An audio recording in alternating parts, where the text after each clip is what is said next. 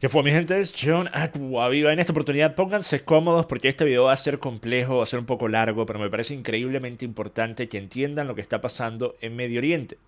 De la misma forma que es increíblemente lamentable que estemos empezando un nuevo año y yo les diga lo que está pasando en Medio Oriente y ustedes con eso no tienen ningún indicio de saber de qué tema estoy hablando porque hay tantas cosas pasando en dicha zona. Por resulta, en los últimos días han escalado las situaciones y las tensiones en dicha zona que podrían terminar afectando pues a mucho más que el Medio Oriente podría volverse un conflicto a nivel mundial y pareciera ser que gobiernos como el de Estados Unidos y el Reino Unido están comprometidos en hacer que esto sea lo que ocurra. Ahora miren, vamos a hablar de por ejemplo la decisión de Estados Unidos y el Reino Unido de empezar a atacar bases de los Houthis en Yemen. Esto en respuesta al hecho de que durante los últimos meses los Houthis han estado interceptando los barcos con destino a Israel o de propiedad israelí que han estado pasando por el estrecho de Bab al-Mandeb.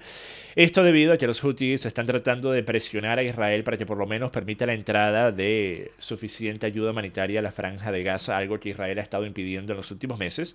Debido a esto y debido también a acciones como la que puso a los Houthis en el mapa de la notoriedad a nivel mundial, que fue lo que hicieron el 19 de noviembre cuando se apoderaron del carguero Galaxy Leader y posteriormente lo volvieron un destino turístico, como pueden ver en estas imágenes. Personas literalmente yendo hasta este carguero para tomarse fotos como si fuese frente a la Torre Eiffel, como si fuese el Big Ben en Londres, ¿ok? Y pues este fue el primer momento en el que los medios de comunicación a nivel internacional empezaron a hablar sobre los Houthis. Los Houthis han existido desde finales de los 90, cuando se crearon para hacerle la oposición a Ali Abdullah Saleh, quien fue en aquel entonces el presidente de Yemen, y lo sería hasta el 2012, cuando se le ve obligado a resignar debido a la revolución en Yemen. Y la principal queja que tenían los Houthis con Ali Abdullah Saleh es que lo veían como un títere de Arabia Saudita y de Estados Unidos. Los Houthis, siendo un movimiento chiita, obviamente se oponen a la ideología de Arabia Saudita suní y también se oponen a la interferencia e intervencionismo de Estados Unidos. Ahora, yo creo que hay suficientes pruebas en los años subsecuentes con cosas que pasaron, las decisiones tomadas por Ali Abdullah Saleh y la relación que él tenía con Estados Unidos, en la que en el 2011, cuando él era visto en Yemen por gran parte de la población como un tirano, un dictador, él estaba visitando Estados Unidos frecuentemente, inclusive para llevarse a cabo tratamientos médicos en el país, ¿ok? Entonces yo creo que hay suficientes razones por las cuales una persona podría creer que Ali Abdullah Saleh efectivamente estaba más interesado en hacer lo que le dijera el gobierno de Arabia Saudita y Estados Unidos que en cualquier otra cosa que tuviese que ver con el mejor interés de Yemen. Ahora, cuando Ali Abdullah Saleh tiene que resignar al puesto en el 2012, él después pasa los próximos años tratando de volver a ganar favorabilidad. En el 2015 se alinea durante lo que fue la etapa inicial de la guerra civil en Yemen, que hasta el día de hoy continúa y ha básicamente fragmentado al país al control de distintas facciones, tanto militares como movimientos rebeldes, uno de ellos siendo los Houthis, quienes actualmente controlan una cantidad considerable del país. Eh, cuando esto empezó, en el 2015, Ali Abdullah Saleh se alinea con los Houthis y termina teniendo el resultado de un éxito de la captura de la capital que obliga al que en aquel entonces presidente a dejar su puesto. 2 años más tarde, Ali Abdullah Saleh se retira de la alianza con los Houthis y se vuelve a alinear con Arabia Saudita y los Emiratos Árabes Unidos. El resultado fue que pocos días después fue dado de baja Ali Abdullah Saleh por miembros del movimiento Houthi debido a traición. Fue acusado de traición. ¿Okay?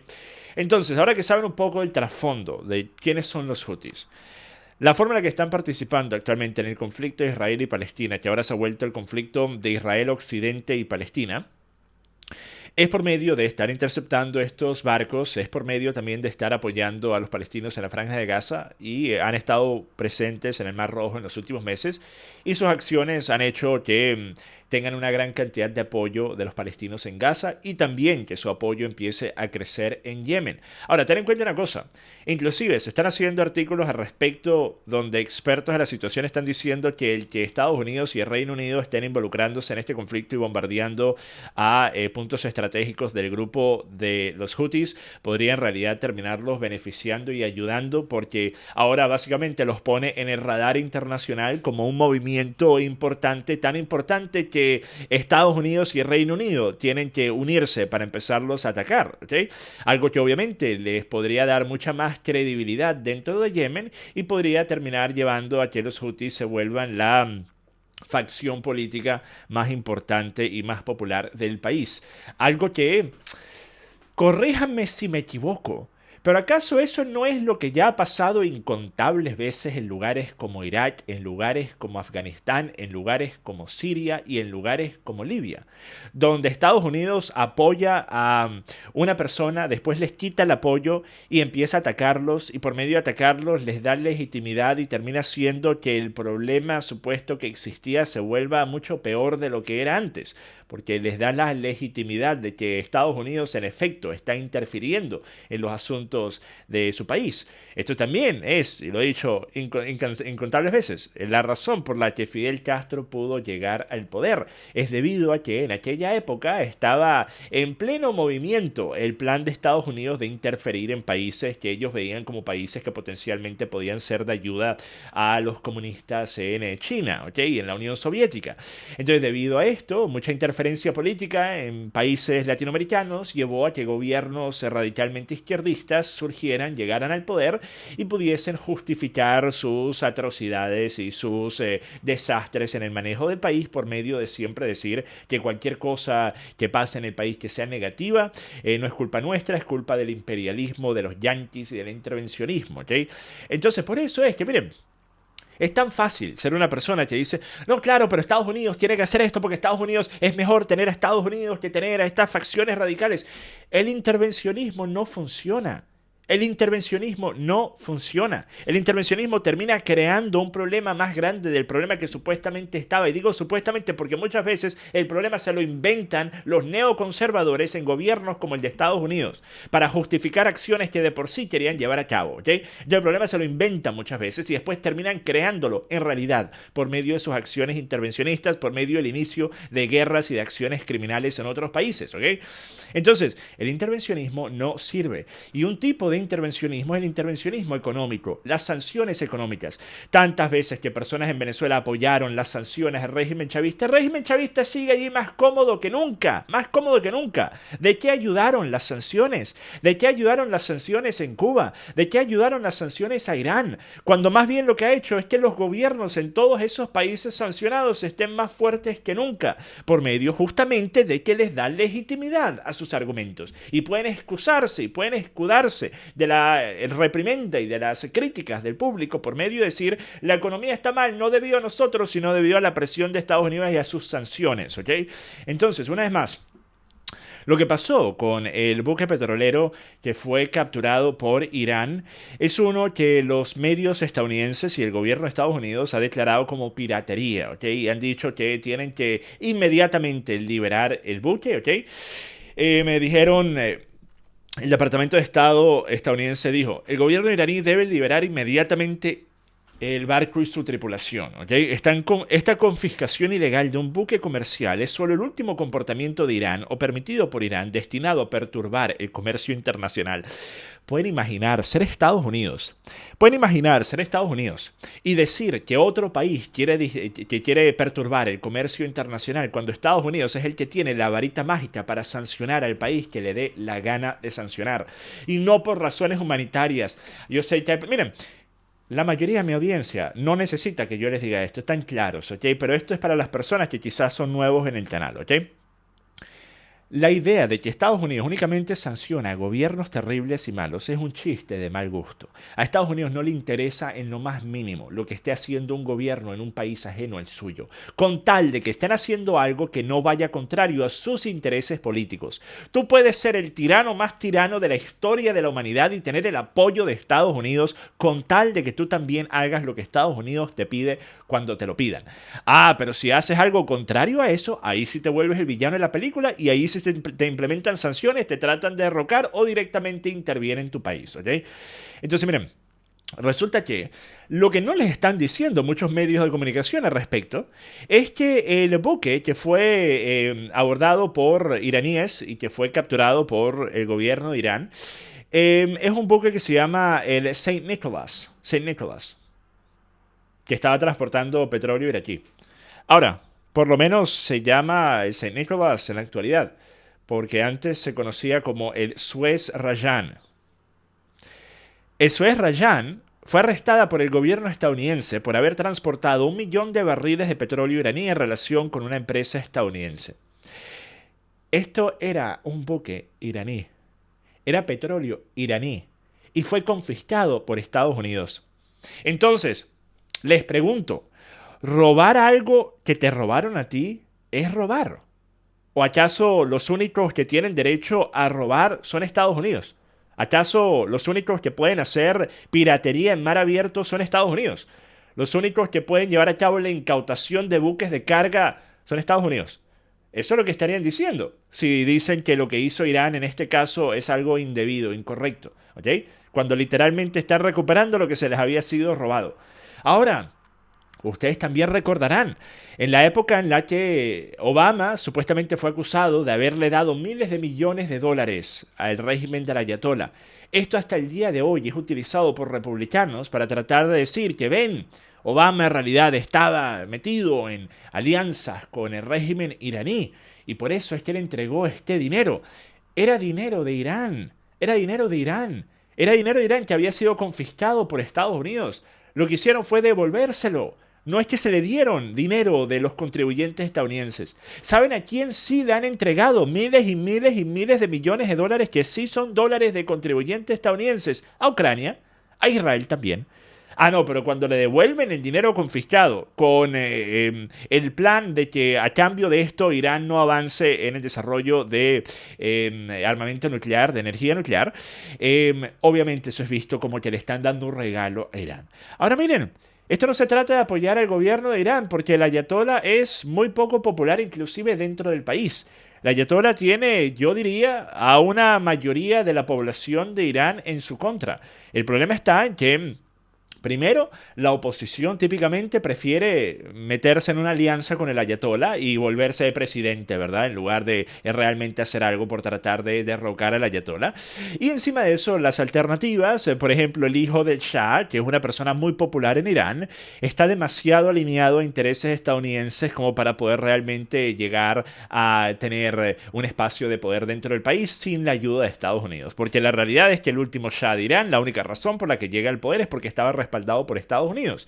Recuerden, Estados Unidos, por medio de la petición del Reino Unido, que se veía en un escenario en el que estaban a punto de perder la posibilidad de tener su base de petróleo en Irán, por medio de Irán nacionalizar su petróleo, el Reino Unido le pide ayuda a Estados Unidos para que derroquen a Mohammad Mossadegh, que fue el último líder democráticamente electo en Irán. Después llega el Shah de Irán, quien tiene el apoyo al inicio de Estados Unidos hasta el momento en el que se vuelve una persona que estaba empezando a tener ideas más nacionalistas que seguirle el juego a Estados Unidos, y también hasta el momento en el que empieza a enfermarse, y a partir de ese momento Estados Unidos dice, bueno, este es un sujeto débil, este es un sujeto que tiene el tiempo contado, entonces vamos a quitarle el apoyo, y por medio de quitarle el apoyo llega el ayatollah al poder y ha estado en el poder desde entonces. Entonces, una vez más, otro escenario de interferencia occidental llevando a supuestamente el resultado contrario del que decían estar buscando, ¿ok? Dijeron que no, queremos llevar la democracia. Miren lo que pasó en Afganistán.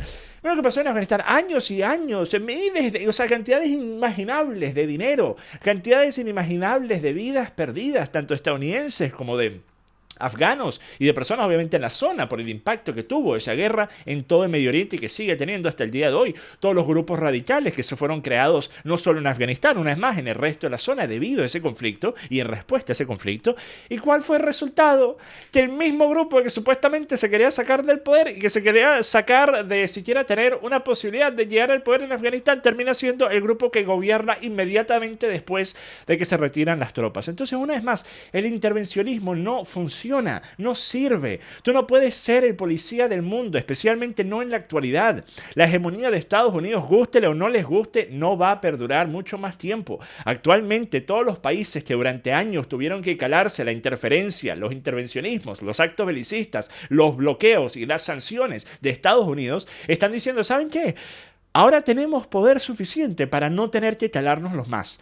Ahora tenemos suficiente influencia, especialmente cuando empezamos a establecer alianzas como BRICS, para decir, ¿saben qué? Ya no tenemos que depender del dólar como moneda de reserva internacional. Ya no tenemos que hacer lo que nos diga Estados Unidos. ¿Y qué pasa? Pues que están exactamente viendo la respuesta de eso. Están empezando a ver cómo El, el mundo unipolar está volviéndose cada vez más fragmentado y quienes tienen control y quienes tienen poder se está volviendo cada vez más diferente a lo que era tan solo hace 10 años. Entonces, la hegemonía estadounidense, a mi parecer, ha pasado. La idea de que Estados Unidos y compañía pueden seguir haciendo que el resto del mundo tenga que hacer lo que ellos les dicen, yo creo que ya no aplica para la actualidad, ¿ok? Entonces, cualquier persona que tenga el mejor interés de Estados Unidos en cuenta debería estar asumiendo la postura no intervencionista y una postura patriota nacionalista de que vamos a preocuparnos por nuestro propio país. No vamos a tratar de involucrarnos en todos los escenarios bélicos que están en el mundo, no vamos a tratar de llevar la democracia estadounidense a cada rincón del planeta, vamos a concentrarnos en resolver los problemas de nuestro país, que más que suficientes problemas que tiene Estados Unidos que no está resolviendo y que están empeorando con el paso de cada día, ¿ok? Entonces miren, vamos a ver qué dijo Donald Trump al respecto de esto. Puso en su cuenta Truth Social hace 4 horas. Así que déjame ver si lo entiendo. Estamos lanzando bombas por todo el Medio Oriente otra vez, donde derroté a ISIS. Y nuestro secretario de Defensa, que acaba de desaparecer durante 5 días, está dirigiendo la guerra desde su computadora portátil en una habitación de hospital. Recuerda, esta es la misma pandilla que se rindió en Afganistán, donde nadie fue responsabilizado ni despedido. Fue el momento más vergonzoso de la historia de Estados Unidos. Ahora tenemos guerras en Ucrania, Israel y Yemen, pero ninguna guerra en nuestra frontera sur.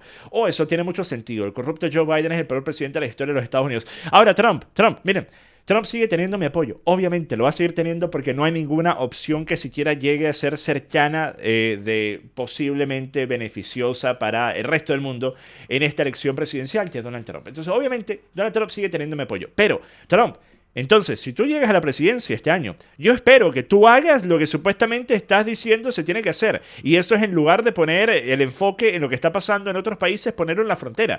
Porque sí, el tema del muro fronterizo fue un tema que fue muy discutido, que fue muy obviamente controversial, pero desde el punto de vista del impacto del muro fronterizo, yo dije inclusive desde antes de Donald Trump llegar a la presidencia, el muro fronterizo no iba a detener ni siquiera la mayoría de las entradas ilegales, porque la mayoría entran por medio de estar en un avión y llegan y se quedan más tiempo de lo que les permite su visa, ¿ok? Entonces, la cantidad de personas que entran por la frontera no es nada comparada a la cantidad de personas que entran de forma legal y después se quedan allí más de lo que deberían quedarse, ¿ok? Entonces, el muro fronterizo era principalmente por el valor simbólico que tenía. Claro, puede ayudar, obviamente puede ser de beneficio, pero el aspecto simbólico era el más importante. Enviaba un mensaje de que ya no tenemos fronteras abiertas, ya no vamos a dejar que cualquiera entre, ahora vamos a tener soberanía y vamos a hacer respetar nuestras normas migratorias, ¿ok? Pero de allí en adelante, a mí me gustaría ver que Donald Trump en su versión 2.0, en el segundo mandato, el segundo periodo presidencial de llegar a la presidencia, haga realmente un esfuerzo serio por evitar que lo que ha estado pasando durante décadas en la frontera del tráfico de drogas, que es uno de los problemas más grandes, si no el más grande que tiene Estados Unidos en la actualidad, la entrada de todas esas drogas que están destruyendo incontables vidas y lo van a seguir haciendo, destruyendo ciudades enteras y lo van a seguir haciendo. Yo espero que entonces él ponga un énfasis en hacer algo real, no simplemente palabreras, no simplemente estar diciendo, no, es que Joe Biden no lo ha hecho y después llegar al poder y tú no haces nada tampoco. Así que yo voy a ser una de las personas que el primer momento que Donald Trump gane, yo voy a estar exigiéndole que haga todas las cosas que ha prometido hacer ahora que no es presidente, porque me parece que es necesario. De la misma forma que cuando ganó en el 2016, ¿qué empecé a hacer? Empecé a celebrar, empecé a decir, ay no, sí, qué maravilla, ahora todo va a estar de mil maravillas. No, empecé a criticarlo por cada cosa que estaba haciendo y no me gustaba, porque eso es necesario. Un político tiene el apoyo de la persona hasta que llega a la presidencia y a partir de ese momento tiene que cumplir. El apoyo no puede ser fanático, no puede ser ciego, no puedes decir, ay sí, Donald Trump llega a la presidencia, nos olvidamos de todo y dejamos que él haga lo que quiera porque sabe lo mejor. No, ¿ok? Entonces miren, vamos ahora a ver, ¿qué más se me está quedando por aquí? Mencionar, ¿ok? Vamos a ver. Ok, también una cosa me pareció curioso, es que se está poniendo la información de las tripulaciones de los distintos barcos que están pasando por el Medio Oriente, están poniendo información que dice que no están con Israel, ¿ok? Ahora hay unos 20 buques que están poniendo dentro de su información de transporte que no están con Israel. Obviamente, por si acaso, al parecer los Houthis están revisando esta información y dan 3 advertencias si no tienes la información necesaria puesta de a dónde vas o si eres de propiedad israelí o si tienes algo que sea de Israel en la transportación. Y al parecer te dan 3 advertencias si no tienes esa información para dejar claro si lo eres o no. Si eres de propiedad israelí, pues probablemente vas a ser interceptado por estos Houthis, ¿ok? Ahora miren, También tenemos una cosa que tiene que ver con la incautación de activos rusos congelados, ¿ok? Esto es algo parecido al escenario de Irán, de una vez más, si ustedes están en contra de la Ayatollah de Irán, ustedes también deberían estar en contra de cualquier interferencia con el gobierno de Irán. Porque de esa forma no tendrían excusas, no tendrían más justificaciones y tendrían que rendir cuentas con los ciudadanos iraníes. Y ahí verían que la popularidad cualquiera que le quede al régimen de la Ayatollah va a caer al piso. De la misma forma que en Venezuela lo hizo durante la época post al fallecimiento de Hugo Chávez, donde Maduro no tenía el mismo poder y la misma carisma de justificar y que fuese creíble que todo lo malo que estaba pasando en el país era debido a Estados Unidos, ¿ok? Que obviamente no era el caso, ni siquiera habían sanciones durante el momento en el que Chávez vivía. Las sanciones llegaron después y las sanciones tuvieron un impacto mínimo. Siempre tengo que dejar esto claro, porque si no, venezolanos me van a decir, entonces tú dices que todo lo que pasó en Venezuela es debido a las sanciones. No, digo que las sanciones no ayudan, más bien empeoran la situación que ya era un desastre debido al manejo del régimen chavista, lo empeoran para los ciudadanos, pero no hacen ningún impacto real en evitar que el gobierno que está ocasionando esos desastres tenga que dejar el poder. ¿Ok? Entonces no tiene sentido implementarlas, no tiene sentido. Y encima de eso está el hecho de que ningún gobierno debería tener el poder de decirle a otro gobierno con quién puede llevar a cabo un comercio. Ningún gobierno debería tener ese poder. Si tú eres el gobierno de un país soberano, tú deberías poder llevar a cabo tus acuerdos de comercio con cualquier otro país que quiera llevar a cabo acuerdos de comercio contigo. ¿Cómo es eso que otro país te puede decir con quién puedes negociar, a quién le puedes vender, qué puedes exportar, qué puedes importar? Estados Unidos jamás permitiría que ese fuera el caso. Recuerden durante la administración de Donald Trump, cuando China impuso tarifas en la industria del acero, ¿cuál fue la respuesta de Trump? Y la respuesta de los estadounidenses de forma generalizada. Que esto era terrible, que esto era un ataque, entonces vamos a hacerlo nosotros, ponerle aún más sanciones encima a ellos, más tarifa a ellos, disculpen. Que obviamente las tarifas en la industria del acero fueron tarifas impuestas primero por Estados Unidos y después China responde. Y después, obviamente, por medio de la influencia que tiene China, Estados Unidos tiene que echarse para atrás. Una vez más, una muestra de cómo los tiempos han estado cambiando. Pero con respecto al tema de Rusia, la administración de Joe Biden está actualmente viendo de qué forma se van a poder básicamente confiscar fondos rusos congelados, alrededor de 300 mil millones de dólares de los activos del Banco Central ruso desde que han sido confiscados, que han sido congelados desde el inicio de la invasión. Y pues, ten en cuenta una cosa, tan solo hace 2 años, la secretaria del Tesoro, Janet Yellen, estaba diciendo que esto no se podía hacer. Estaba diciendo que la ley internacional y la ley del propio país no permitía que se pudieran confiscar estos activos oficiales rusos. Ella dijo que simplemente no era legal, que no se permitía. Por fuera de eso, en los últimos meses ha cambiado al parecer esa postura y ahora Janet Yellen está de acuerdo con que si el Congreso lo aprueba, ahí sí lo podemos hacer. Entonces ella dice primero, no, bueno, no es legal, pero después al parecer si el Congreso lo hace, si el Congreso dice que sí es legal, que sí se puede hacer, entonces no hay ningún problema. Esto básicamente me recuerda a la entrevista de David Frost con Richard Nixon, en la que dijeron que si el presidente lo hace, obviamente no es ilegal. ¿Okay? Si el presidente lo hace, obviamente no es ilegal, porque lo hizo el presidente. ¿Okay? Miren, una cosa, esto es, yo estoy seguro, ¿verdad? Personas decían, ¿cuál esto, aquello? Al fin y al cabo, yo no tengo una lealtad para con ningún gobierno, ¿ok?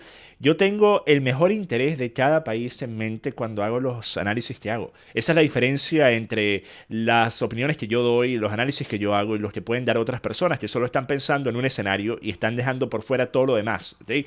Yo soy un nacionalista por encima de cualquier otra cosa desde el punto de vista de mis ideales políticos. Por encima de cualquier otra cosa, soy un nacionalista. Entonces yo entiendo que sin soberanía, sin autonomía, sin poder manejar tu país y sin tener los derechos exactamente iguales a cualquier otro país del mundo por medio de tu ser un país soberano, ¿ok? Tú no puedes tener un país. No eres una nación si no tienes estas cosas tan elementales. Porque eres simplemente un súbdito de otra megapotencia que te está ordenando qué es lo que tienes que hacer. Y sí, no siempre es el caso que esa superpotencia es Estados Unidos. A veces es Rusia, a veces es China, a veces inclusive es Irán. Obviamente, hay distintos escalafones en los cuales por debajo hay países que son súbditos de esos gobiernos.